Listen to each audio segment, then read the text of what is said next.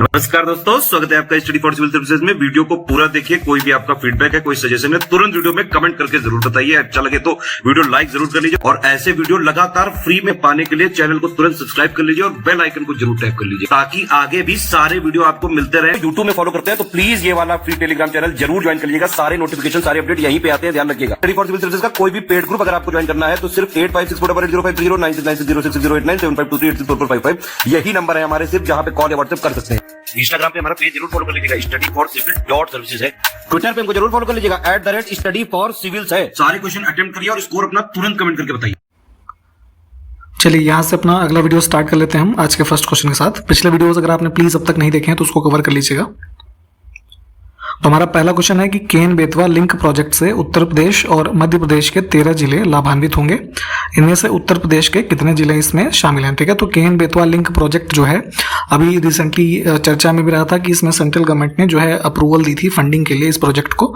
जो हमारी यमुना की दोनों सहायक नदियां हैं केन और बेतवा, तो इसमें प्रोजेक्ट क्या है कि जो केन रिवर है उससे जो सरप्लस वाटर है उसको बेतवा रिवर में जो है ट्रांसफर किया जाए ताकि जो बुंदेलखंड रीजन के डिस्ट्रिक्ट्स हैं यहाँ पे पानी की अवेलेबिलिटी हो सके, खेती वगैरह जो है वो सुचारू रूप से हो सकेगी। तो इसमें 13 जिले में जो यूपी के जिले हैं उनकी संख्या है 4। ठीक, ऑप्शन हमारा डी जो है ये करेक्ट हो जाएगा, जिसमें बांदा, महोबा, झांसी और ललितपुर जो है ये हमारे यूपी के जिले शामिल हैं। ठीक, अगला देखिए, इसरो यानी कि इंडियन स्पेस रिसर्च ऑर्गेनाइजेशन जो है हमारा, इन्होंने आज़ादी का अमृत महोत्सव जो इनिशिएटिव चल रहा है तो इसको मनाते हुए अपना वर्चुअल स्पेस म्यूजियम जो है जिसका नाम दिया गया है स्पार्क, ठीक, इसको लॉन्च किया अभी हाल ही में। तो बताना ये है कि इसरो की स्थापना जो है वो किस वर्ष में हुई थी। तो यहाँ पे पहले स्पार्क जो ये स्पेस म्यूजियम है ये 3D वर्चुअल म्यूजियम है एक तरीके से लॉन्च किया गया है, जो इसरो के चीफ हैं डॉक्टर एस सोमनाथ, ठीक है, उन्होंने इसको लॉन्च किया था अभी रिसेंटली। और एक जो है जितने भी स्पेस प्रोजेक्ट्स और तमाम तरह की जो एक्टिविटीज़ इसरो से संबंधित है उसको इसमें प्रदर्शित किया जाएगा। और बात करें हम इसरो की स्थापना की तो ये 1969 जो है ये हमारा करेक्ट हो जाएगा। अगस्त 1969 में इसकी स्थापना हुई विक्रम साराभाई जी के द्वारा, और जो कि हमारा ये हेडक्वार्टर कहाँ पे है, बैंगलोर में है, ये आपको पता ही होगा। और डिपार्टमेंट ऑफ स्पेस जो है ना, उसके अंडर में ये ऑपरेट करता है। नेक्स्ट है, पहली बार भारतीय वायुसेना और किस देश के बीच हवाई अभ्यास जिसका नाम दिया गया उदार शक्ति, ठीक है, इसको आयोजित किया गया। तो यहाँ पे ये जो है एयर एक्सरसाइज है एयरफोर्स की, इसको ध्यान रखेंगे, उदार शक्ति, जिसमें कि भारत और मलेशिया जो है ये शामिल है। तो ऑप्शन बी जो है इसको चुनेंगे। नेक्स्ट है, हाल ही में जांच में उत्कृष्टता के लिए वर्ष 2022 के केंद्रीय गृह मंत्री पदक, ठीक है, यूनियन होम मिनिस्टर्स मेडल जो है वो कितने पुलिस कर्मियों को प्रदान किए गए हैं। ठीक, तो यहाँ पे ध्यान रखिएगा, इसमें टोटल तो मिले हैं 151। ठीक, डी ऑप्शन करेक्ट हो जाएगा। और अगर इसमें बात करें उत्तर प्रदेश के पुलिस कर्मियों की तो टोटल जो है 10 पुलिस कर्मियों को ये मेडल जो है मिला है।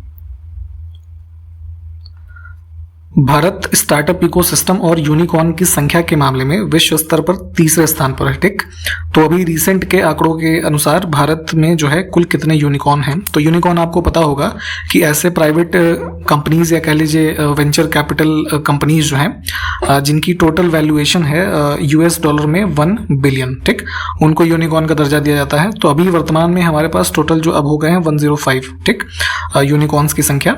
तो ध्यान रखेंगे, ऑप्शन सी करेक्ट हो जाएगा। पहले 2 स्थानों पे कौन सा देश है जरा कमेंट करके बताइए। तो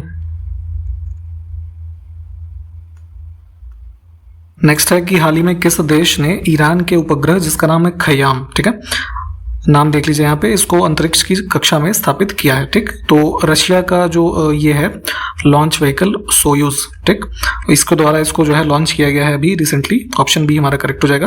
बेसिकली ईरान का कहना है कि इसमें जो है हाई कह लीजिए रेजोल्यूशन कैमराज जो है फिट किए गए हैं जो कि इन्वायरमेंटल मॉनिटरिंग करेगा और इसका पूरा कंट्रोल इनके अंडर में रहेगा। तो इस पर्पज से यहाँ पे इसको लॉन्च किया गया है। और खयाम जो नाम दिया गया है तो एक ये साइंटिस्ट थे 11 से 12वीं जो सेंचुरी के बीच में ईरान से संबंधित, उनके नाम पे इसको रखा गया है। हाल ही में किस राज्य सरकार ने विकेट कीपर बल्लेबाज ऋषभ पंत को राज्य का ब्रांड एम्बेसडर नियुक्त किया है। ठीक है, तो अभी आपको याद होगा कि उत्तराखंड के ही ब्रांड एम्बेसडर चुने गए थे अक्षय कुमार। ठीक, अब यहाँ पे ऋषभ पंत को भी जो है ब्रांड एम्बेसडर बनाया गया है। तो सी ऑप्शन जो है इसको चूज करेंगे। हाल ही में किस देश की वास्तुकार यानी कि आर्किटेक्ट मरीना, इनका पूरा नाम है मरीना तबस्सुम, ठीक है, इनको Lisbon Triennale lifetime achievement award जीतने वाली जो है पहली दक्षिण एशियाई महिला बनी है ये। तो संबंधित है ये बांग्लादेश से। ऑप्शन हमारा बी करेक्ट हो जाएगा। आर्किटेक्ट जो मतलब आर्किटेक्चर के क्षेत्र में ये अवार्ड जो यंग आर्किटेक्ट वगैरह हैं उनकी अचीवमेंट को रिकॉग्नाइज करने के लिए यहाँ पे ये दिया जाता है। तो ध्यान रखेंगे जो है साउथ एशिया रीजन से फर्स्ट महिला बनी है ये जिनको ये मिला है। अगला देखिए, हाल ही में लंदन में स्थित किस स्वतंत्रता सेनानी के मकान यानी कि घर को ब्लू प्लेग से सम्मानित किया गया है, ठीक। तो देखिए ब्लू प्लेग बेसिकली जो है यहाँ पे लंदन में जो लोग रहे और जिन्होंने वहाँ पे काम किया एक तरीके से उनको ये एज अ ऑनर दिया जाता है ब्लू प्लेग, ठीक है। तो दादा भाई नेहरूजी जो है ये लंदन में रहा करते थे और आपको याद होगा अगर आपने मॉडर्न हिस्ट्री पढ़ी होगी कि he was the first person to elected to House of Commons, ठीक है, जो एशिया रीजन से पहले व्यक्ति थे जो चुने गए थे, ठीक। और यहाँ पे ये जो है लंदन में जो है 1895 से 1904 तक ये यहाँ पे रहे भी थे। तो उसी हाउस को जो है एज कह लीजिए ऑनर के रूप में ऐसे व्यक्ति जो वहाँ पे लंदन में काम किए या रहे उनको दिया जाता है ब्लू प्लेग। तो दादा भाई नेहरूजी के घर को ये जो है अभी रिसेंटली अवार्ड किया गया है। तो ऑप्शन ए जो है ये करेक्ट होगा। हाल ही में किस देश ने एंटी शिप मिसाइल जिसका नाम है हार्पून, ठीक है, तो इसका joint common test set Bharat को देने का फैसला किया, ठीक है। तो थोड़ा टेक्निकल न्यूज है, तो इस तरह के इवेंट्स भी बेसिकली चर्चा में होते हैं। तो ये जो टेस्ट सेट जो है देने का फैसला किया है यूएस ने, है ना, एंटी शिप मिसाइल जो हार्पून है इसके लिए। तो ए ऑप्शन जो है इसको चुनेंगे। नेक्स्ट है, हाल ही में US heritage wall of fame जो है इसमें शामिल होने वाले पहले भारतीय सोशल मनोवैज्ञानिक कौन बने हैं, ठीक है। तो ये हैं साइकोलॉजिस्ट जो थे प्रोफेसर रामधर सिंह, ठीक है, इनको US heritage wall of fame में जो है शामिल किया गया है। सीनियर एशियाई कुश्ती चैंपियनशिप 2022 में भारत 17 पदकों के साथ जो है पदक तालिका में किस स्थान पर रहा, तो इंडिया जो है इसमें रहा 5वें स्थान पे। डी ऑप्शन हमारा करेक्ट हो जाएगा। 17 में से इन्होंने जो है टोटल जीते 1 गोल्ड मेडल, 5 सिल्वर और 11 ब्रॉन्ज, ठीक। और ये 30 सदस्यीय इंडियन कंटिजेंट यहाँ पे गया था पार्टिसिपेट करने, जो 35वां एडिशन था। ये कहाँ पे हुआ था, तो मंगोलिया में, इसको भी ध्यान रखिएगा। अब इसी सीनियर एशियाई कुश्ती चैंपियनशिप में भारत के किस खिलाड़ी ने एकमात्र स्वर्ण पदक जो है वो जीता है, तो ये है रवि दहिया, इन्होंने 57 kg में जो है पार्टिसिपेट किया था। हाल ही में किसने Laureus world sportsman of the year 2022 का खिताब जीता है, ठीक है। तो दुनिया भर के जितने भी स्पोर्ट्स से संबंधित लोग हैं या स्पोर्टिंग एक्टिविटीज़ में संबंधित हैं, तो उनके लिए ये एक जो है अवार्ड दिया जाता है Laureus world sportsman of the year और sportswoman of the year, ठीक है। तो यहाँ पे स्पोर्ट्समैन वाले में मिला है मैक्स ये वेरस्टैपेन को, ठीक है। बी ऑप्शन जो है ये करेक्ट हो जाएगा। इसमें नाम भर ध्यान रखिएगा, बहुत ज़्यादा इंपॉर्टेंट देश या ये सब चीज़ें नहीं है। और इसमें जो स्पोर्ट्स वुमन मिला था वो एलन थॉमसन थे, उनको मिला है, ठीक है। तो दोनों नाम ध्यान रखेंगे। अब इसी Laureus life time achievement award की एक कैटेगरी होती है, तो 2022 का सम्मान इसको मिला है यहाँ पे ये टॉम ब्रैडी को, ठीक। और एक चीज़ और यहाँ पे फैक्ट है इसमें कि जो Laureus sports person of the year है, इसका सर्वाधिक अवार्ड जो है ये टेनिस के खिलाड़ी जो है रॉजर फेडरर, उनको मिला है।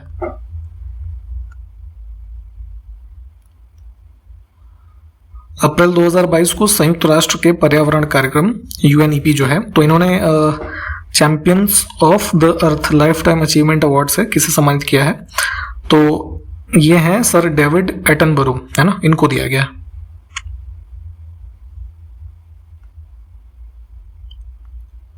निम्नलिखित में से किसने भारत सरकार अधिनियम 1935 को गुलामी का अधिकार पत्र, तो ये जैसे अलग अलग आपने फ्रीडम स्ट्रगल के टाइम पे स्टेटमेंट सुने होंगे जो हमारे फ्रीडम फाइटर्स रहे, पॉलिटिशियंस रहे, ठीक है। तो यहाँ पे जो गवर्नमेंट ऑफ इंडिया एक्ट 1935 में लागू किया ब्रिटिश गवर्नमेंट ने, तो उसको यहाँ पे बोला था कि it was a new charter of slavery, ठीक है, जवाहरलाल नेहरू ने। ऑप्शन हमारा ए जो है ये करेक्ट हो जाएगा। निम्नलिखित में से कौन सा द्वीप जापान का सबसे छोटा द्वीप है, ठीक है। तो जापान भी देखते हैं आप कि मोस्टली जो है यहाँ पे आइलैंड से मिल करके एक देश बना हुआ है। तो जो मेन यहाँ के 4 आइलैंड्स हैं उसमें सबसे छोटा है ये शिकोकू।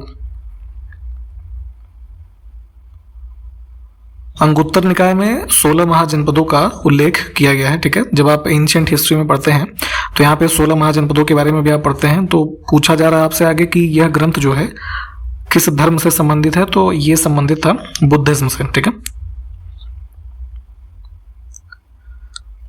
जैन धर्म में 24 तीर्थंकरों के बारे में आप पढ़ते हैं। तो उसी क्रम में 23वें जैन तीर्थंकर जो पार्श्वनाथ हैं, इनके पिता अश्वसेन जो हैं ये कहाँ के राजा थे? ठीक है, तो ये थे काशी के।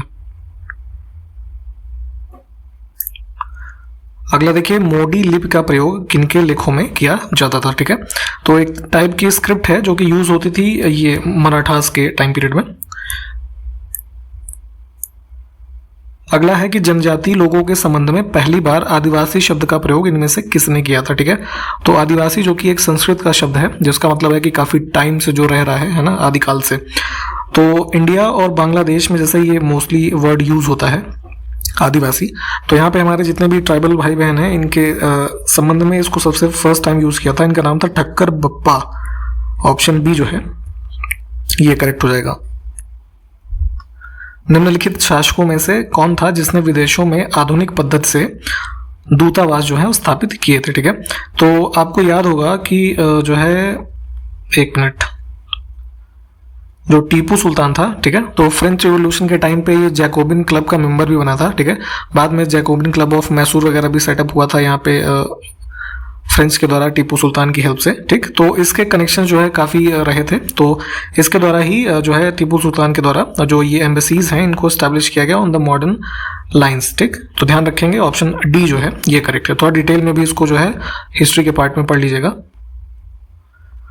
हाल ही में प्रकाशित पुस्तक Chinese spice from chairman Mao to Xi Jinping, ठीक है, ये पूरा पुस्तक का नाम है। ठीक है, तो यहाँ पे इसको लिखा है ये रॉजर फेलिगोट, ये फ्रेंच जर्नलिस्ट हैं, इनके द्वारा इस पुस्तक को लिखा गया है। अगला देखिए, 21वें वर्ल्ड कांग्रेस ऑफ अकाउंटेंट्स 2022 की मेजबानी इनमें से कौन सा देश करेगा? ठीक है, तो अकाउंटेंट्स जो होते हैं इनका एक जो है कह लीजिए ग्लोबल समिट है जो कि ऑर्गेनाइज होने जा रहा है मुंबई में, है ना, इंडिया। ऑप्शन बी जो है करेक्ट हो जाएगा। यहाँ पे मुंबई में बना है ये जो है जियो ग्लोबल सेंटर करके है कन्वेंशन सेंटर, वहां पे इसको आयोजित किया जाएगा। हाल ही में किस राज्य या केंद्र शासित प्रदेश में एक लहराते राष्ट्रीय ध्वज की सबसे बड़ी मानव छवि के लिए एक नया Guinness book of world record बनाया गया? ठीक है, तो ये किस राज्य या केंद्र शासित प्रदेश से संबंधित है? तो ये संबंधित है चंडीगढ़ से। ऑप्शन ए जो है ये करेक्ट हो जाएगा। बेसिकली हुआ क्या इसमें कि चंडीगढ़ का जो सेक्टर 16 है, तो यहाँ पे एक क्रिकेट स्टेडियम में जो है स्कूल गोइंग स्टूडेंट्स जो हैं, तो लगभग 75-100 स्टूडेंट्स इकट्ठा होकर के एक ह्यूमन चेन बनाया उन्होंने इंडियन जो नेशनल फ्लैग है उसको रिप्रेजेंट करते हुए। तो उसी की बात हो रही थी। तो ये एक अपने आप में नया वर्ल्ड रिकॉर्ड बना है, तो ध्यान रखना है। ऑप्शन ए जो है ये करेक्ट है। अगस्त 2022 में केंद्रीय मंत्रिमंडल ने किस देश के साथ ऑडियो विजुअल को प्रोडक्शन संधि को मंजूरी दी है? ठीक है, तो ये बेसिकली जो है फिल्म और इन सब तरीकों के जो आर्ट एंड कल्चर से संबंधित जो कह लीजिए कलाएं हैं, तो उसको बूस्ट देने के लिए यहाँ पे ऑस्ट्रेलिया और भारत के बीच में जो ये ऑडियो विजुअल को प्रोडक्शन ट्रीटी है, इसको अभी अप्रूवल दिया गया है यूनियन कैबिनेट के द्वारा, जिसके द्वारा जो है दोनों देशों के बीच में जो विजुअल फॉर्मेट में कह लीजिए फिल्म्स वगैरह हैं, इन सबको जो है बढ़ावा मिलेगा। दोनों का जो ज्वाइंट रूप से चीज़ें डेवलप की जाएंगी। तो डी ऑप्शन हमारा जो है ये करेक्ट होगा। इसमें ऑप्शन डी यहाँ पे देखिए,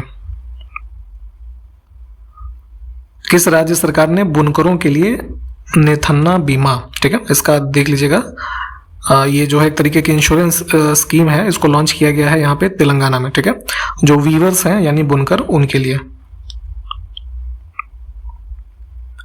हाल ही में किस राज्य सरकार ने एक विधायक एक पेंशन कानून को मंजूरी दे दी गई है? ठीक है, तो बेसिकली होता क्या है कि जैसे कोई भी मेंबर चाहे एक दिन के लिए एमएलए बन गया, ठीक है, या फिर वो जितने टर्म के लिए मान लीजिए एमएलए बनता जा रहा है, तो अभी तक वो हर टर्म की जो है पेंशन उसको मिलती थी। ठीक, तो इसको यहाँ पे अबॉलिश करके इस सिस्टम को 1 MLA 1 पेंशन लागू किया गया है। पंजाब में जो आम आदमी पार्टी की सरकार अभी आई है भगवंत मान के अंडर, उन्होंने इसको जो है इम्प्लीमेंट किया है कि चाहे जितनी बार आप पहले रहे हो या अब, आपको सिर्फ एक ही पेंशन जो है वो दी जाएगी। अगला देखिए UNCTAD यानी अंकटाड की बात हो रही है, United Nations conference on trade and development. ठीक, तो इनकी एक रिपोर्ट के अनुसार जो है वर्ष 2021 में डिजिटल करेंसी रखने के मामले में दुनिया के शीर्ष जो 20 देश हैं उनमें भारत जो है किस स्थान पर रहा। ठीक, तो डिजिटल करेंसी यानी कि जो क्रिप्टो करेंसीज हो गए, बिटकॉइंस हो गए, है ना, इस तरीके के जो जितने भी आजकल डिजिटल ट्रेडिंग कर रहे हैं लोग, तो यहाँ पे इसके होल्डिंग के मामले में सबसे जो है हम 20 देशों में 7वें नंबर पे हैं। ठीक, तो ऑप्शन सी जो है ये करेक्ट होगा। इसमें टॉप पे कौन है जरा ये कमेंट करिएगा। तो इस रैंकिंग में कौन सा देश है जिसपे सबसे ज्यादा डिजिटल करेंसीज होल्डिंग है। 29 नवंबर से 4 दिसंबर 2022 के मध्य Tata steel chess India tournament, ठीक है, कहां पर आयोजित किया जाएगा। तो चेस का ये टूर्नामेंट आयोजित होगा वेस्ट बंगाल में, कोलकाता में, ऑप्शन डी। हाल ही में किस राज्य सरकार ने अगस्त मलाई में राज्य के 5वें हाथी रिजर्व को अधिसूचित किया है। ठीक है, तो ये तमिलनाडु स्टेट का जो है 5वां एलिफेंट रिजर्व हो जाएगा अगस्त मलाई में, जो डी ऑप्शन है इसको चूज करेंगे। ठीक है, इसमें जो है ये अगर ओवरऑल देखें तो 32वां एलिफेंट रिजर्व होगा भारत का। ठीक, और तमिलनाडु स्टेट का जो है 5वां एलिफेंट रिजर्व हो जाएगा। और इसके लिए जो एरिया डिजिग्नेट किया गया है वो अराउंड जो है 1197 स्क्वायर किलोमीटर का एरिया जो है यहाँ पे इसके अंतर्गत ये 5वां जो एलिफेंट रिजर्व है इसको बनाया जाएगा। ठीक, और अभी इसे जो रिसेंटली हमने वो ऑब्जर्व किया है ना, वर्ल्ड एलिफेंट डे 12 अगस्त को। ठीक, तो उसी दिन इसकी घोषणा की गई है, तो इसको भी ध्यान रखिएगा। हाल ही में विश्व संस्कृत दिवस 2022 का जो है किस दिन मनाया गया। ठीक है, तो संस्कृत भाषा के जो है प्रमोशन और कंजर्वेशन के लिए संस्कृत डे ऑब्जर्व किया जाता है। जो है प्रतिवर्ष जो सावन महीने की पूर्णिमा होती है उस दिन इसको ऑब्जर्व करते हैं। ठीक, तो अभी जो है 2022 में ये ऑब्जर्व किया गया है 12 अगस्त को। ठीक, सी ऑप्शन करेक्ट हो जाएगा। और 2021 में जो है इसको ऑब्जर्व किया गया था 22 अगस्त को। ठीक, तो ध्यान रखेंगे कि जो सावन की पूर्णिमा होती है ठीक उस दिन मनाते हैं। हाल ही में बीसीसीआई ने वुमेन आईपीएल का पहला संस्करण कब से आयोजित करने की घोषणा जो है वो की है। ठीक, तो मेंस का जो वर्जन आप देखते हैं आईपीएल का वो शुरू हुआ किस वर्ष में, 2008 में। ठीक, जो है, और अभी यहाँ पे वुमेन्स के लिए जो हमारी वुमेन टीम है उसके लिए आईपीएल का आयोजन किया जाएगा इसमें जो है मार्च 2023 से। ठीक,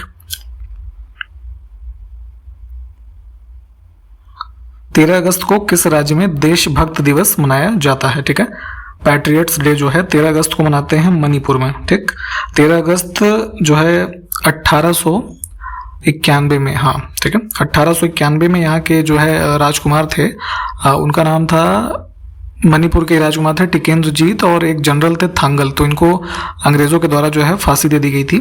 तो उसी के बाद से जो है इस दिन को 13 अगस्त को जो है देशभक्त के दिवस के रूप में मनाया जाता है यहाँ पे। हाल ही में भारत में रामसर स्थलों की सूची में 11 और आर्द्रभूमि यानी जो वेटलैंड्स हैं इनको शामिल किया गया है। तो इसके साथ अब भारत की कुल जो साइट्स हैं रामसर साइट्स कितनी हो गई हैं, तो अब हो गई हैं 75। 11 की जो लिस्ट है हमारे टेलीग्राम में होगा, वहां से देख लीजिएगा। आधुनिक ब्रज मंडल का क्षेत्र जो है निम्न में से किस महाजनपद के अंतर्गत आता है। ठीक, तो 16 महाजनपद के संबंध में अभी हमने ऊपर भी क्वेश्चन देखा था और इनके बारे में आप पढ़ते ही हैं। ठीक, तो ये जो ब्रज का क्षेत्र है ये इसमें आता था जो है शूरसेन में। पत्तडकल में स्थित स्मारकों के समूह को किसने बनवाया था। ठीक है, तो ग्रुप ऑफ मॉन्यूमेंट्स जो आप देखते हैं पत्तडकल कर्नाटक में, ये चालुक्य राजाओं के द्वारा जो है 7 से 8वीं सेंचुरी के जो टाइम पीरियड है उसमें बनवाया गया। ठीक है, और ये यहाँ पे देखेंगे तो आप जो है ये लगभग 9 हिंदू टेम्पल्स हैं, जैन सैंक्चुरीज हैं। ठीक है, ये सब का पूरा एक ग्रुप ऑफ मॉन्यूमेंट आपको देखने को यहाँ मिलता है। ये एक यूनेस्को का वर्ल्ड हेरिटेज साइट भी है, इसको भी ध्यान रखेंगे। 1987 में इसको रिकॉग्नाइज किया गया था, तो ये भी इंपॉर्टेंट है, यहाँ पे इसको ध्यान रखिएगा। अगला है वैक्यूम आधारित सीवर सिस्टम को लगाने वाला देश का पहला शहर इनमें से कौन सा बन गया है। ठीक है, तो जितने भी सीवर सिस्टम्स हैं, जैसे कि अभी तक आपने देखा होगा कि मैनुअली उसको सफाई किया जाता था या फिर कुछ और छोटे मोटे मशीनाइजेशन से उसको क्लीन करते थे। तो जो वैक्यूम सिस्टम होता है जिसमें पूरा ऐसे वो सक कर लेता है, आपने सिस्टम देखा होगा क्लीनिंग का, तो इस तरीके का सिस्टम से जो है यहाँ पे लगाया गया है आगरा में। ठीक, तो ये पहला शहर बन गया है भारत का। अटल सुरंग जो है इनॉग्रेट की गई थी लास्ट ईयर, तो काफ़ी चर्चा में थी। तो बॉर्डर रोड ऑर्गेनाइजेशन जो है BRO, इसके द्वारा इसका निर्माण किया गया है। तो अभी हाल ही में जो है भारतीय भवन कांग्रेस यानी कि जो इंडियन बिल्डिंग कांग्रेस एक संस्था है, इनकी ओर से सर्वश्रेष्ठ इंफ्रास्ट्रक्चर परियोजना का पुरस्कार अटल सुरंग को जो है बनाने के लिए मिला है BRO को। तो इस टनल की कुल लंबाई कितनी है तो आपको पता ही होगा, 9.02 किलोमीटर्स। अप्रैल 2022 को चारू दत्त मिश्रा को किस जीव के संरक्षण के लिए लंदन में विटली फंड फॉर नेचर का जो विटली गोल्ड अवार्ड है इसको प्रदान किया गया है। तो यहाँ पे जो है एनवायरमेंटल कंजर्वेशन के क्षेत्र में ये दिया जाता है। तो ये मिला है चारू दत्त मिश्रा जी को हिम तेंदुआ यानी कि जो स्नो लेपर्ड होते हैं इनके कंजर्वेशन के लिए। ऑप्शन ए करेक्ट होगा। ये किस राज्य से संबंधित है, जरा ये कॉमेंट करके बताइए। तो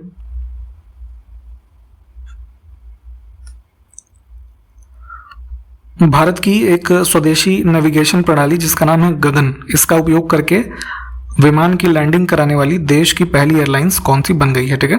तो ये इसको यूज किया है इंडिगो ने, है इंडिगो की जो फ्लाइट्स हैं। ऑप्शन ए करेक्ट होगा। गगन सिस्टम को जो है किस संस्थान के द्वारा डेवलप किया गया है, जरा ये बताइए। तो नेक्स्ट है स्ट्रेंथनिंग वेटरिनरी रेजिलियंस, ठीक है, ये थीम है। तो इस थीम के साथ विश्व पशु चिकित्सा दिवस 2022 का किस दिन मनाया गया, ठीक है। तो ये ऑब्जर्व किया गया था 30 अप्रैल को, ठीक है, पशुओं के संरक्षण के रूप में।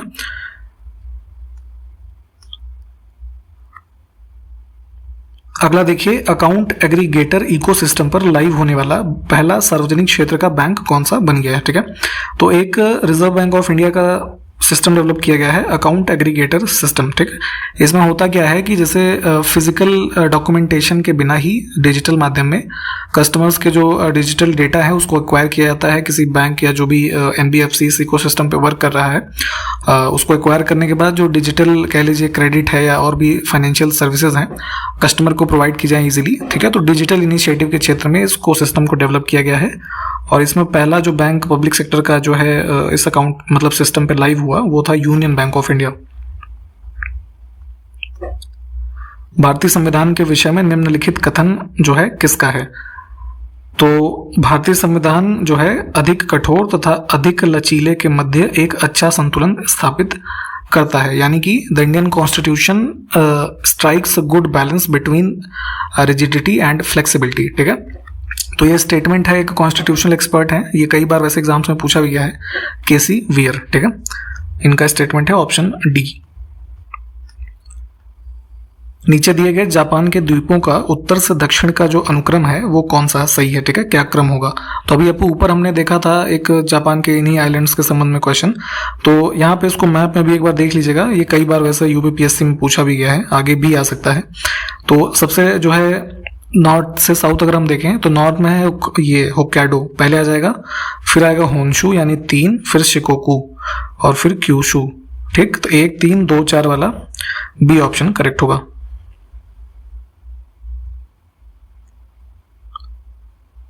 हाल ही में the first respondents women who led India through the pandemic, ठीक है। तो ये पुस्तक का टाइटल है, इसको किसके द्वारा प्रकाशित किया गया है, ठीक है, यानी कि पब्लिशर कौन है। तो इसमें ऑब्जर्वर रिसर्च फाउंडेशन और ये रिलायंस फाउंडेशन, ठीक है। ये ऑप्शन सी यहाँ से हम इसको चूज करेंगे। जो रायसीना डायलॉग अभी जो 2022 का हुआ है उसमें इस पुस्तक को जो है लॉन्च किया गया था, ये भी ध्यान रखिएगा। Times higher education impact ranking 2022 की सूची में भारत में केंद्र और राज्य के द्वारा सहायता प्राप्त सरकारी विश्वविद्यालयों में से किस विश्वविद्यालय को पहला स्थान प्राप्त हुआ है, ठीक है। तो सेंट्रल और स्टेट फंडिंग वाले यूनिवर्सिटीज के मामले में जो पहला रैंक मिला है ये इस रैंकिंग में ये कैलकाटा यूनिवर्सिटी है, ठीक है। ऑप्शन ए करेक्ट हो जाएगा। यहाँ पे इस पूरी रैंकिंग में जो हायर एजुकेशन इम्पैक्ट रैंकिंग है इसमें पूरे टॉप 300 इंस्टीट्यूट्स में भारत के 8 इंस्टीट्यूट हैं, ठीक। कैलकाटा इसमें जो इंडिया वाले में पहले स्थान पे है। और इसमें एक और कैटेगरी थी decent work and economic growth, है ना, सब कैटेगरी जो है। तो उसमें यहाँ पे कलकत्ता यूनिवर्सिटी जो है ये इसको 14वां स्थान मिला था, ठीक। तो इस फैक्ट को भी ध्यान रखना है। तो यहाँ तक हमने आज के पूरे 50 प्रश्न देखे, सबको अच्छे से दोबारा अगर देख लीजिएगा, नहीं समझ में आया होगा तो नेक्स्ट वीडियो में मिलेंगे आपसे। तब तक के लिए नमस्कार, जय हिंद।